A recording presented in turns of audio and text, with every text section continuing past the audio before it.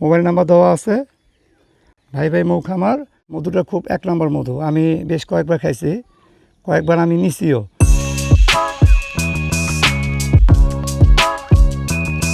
এই যে কাঁঠাল গাছ, আর আজকে ওয়েদারটা কিন্তু সেরকম হয়ে আছে। এই যে দেখুন, রোদের কোনো চিহ্ন নেই, শুধু মেঘ ঘুরে বেড়াচ্ছে, খুব সুন্দর বাতাস। এই যে আমার সাথে সাইফ আছে, আমরা দুজন এই ওয়েদারটা ফিল করতেছি আর আপনাদেরকে একটু ফিল করাচ্ছি। এই যে দেখুন আমার পিছনে দেখুন কি সুন্দর আকাশ। এই যে আমি একটা ঘুরে দেখাচ্ছি, এই যে কত সুন্দর আকাশ দেখছেন। তো এরকম যদি গ্রাম কারো থেকে থাকে, কারো আত্মীয় স্বজন যদি থেকে থাকে, তো গ্রাম থেকে ঘুরে আসবেন, খুবই ভালো লাগবে। আমি অবশ্য শহরের ছেলে, বাট আমার গ্রাম খুব ভালো লাগে, তাই আমি প্রায় এই গ্রামে এসে পড়ি, খুবই ভালো লাগে। এই তো, আর একটু বৃষ্টি পড়তেছে, বৃষ্টির পরিমাণও বেড়ে যাচ্ছে ধীরে ধীরে। তো এখন বাসায় চলে যাব। তুমি গোসল করবে নাকি? গোসল করবে? সে গোসল করবে কেন? কালকে স্বপ্নপুরী গোসল করে কি অবস্থা?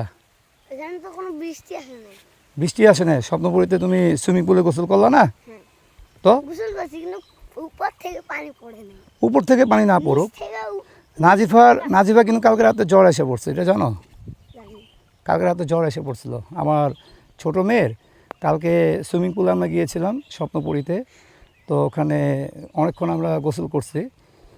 তো গোসল করা অবস্থায় কিছু হয়নি, কিন্তু রাত্রে হ্যাঁ গোসল করা অবস্থায় এর অবস্থা খারাপ হয়ে গেছিলো ঠান্ডায়।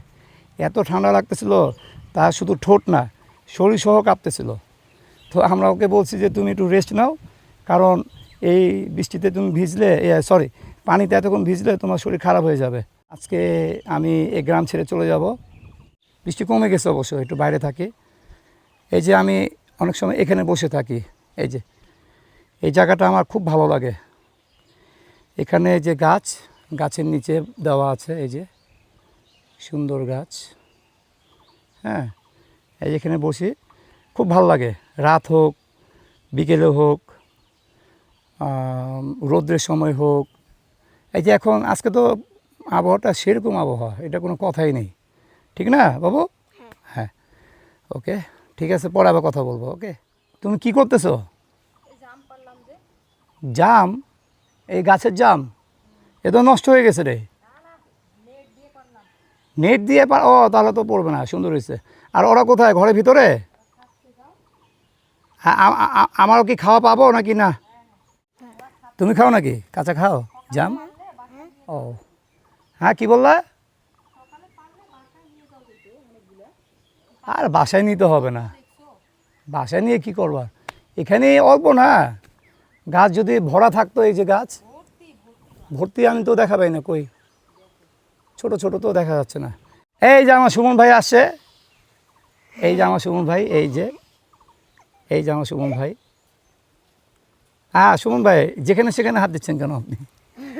আর সুমন ভাই, ওরা কি করে সবাই? খাওয়া দাওয়া করতেছে। কি খাওয়া দাওয়া করে? আম। এখন বেরিয়ে পড়লাম, মধু ডেলিভারি দিতে যাব।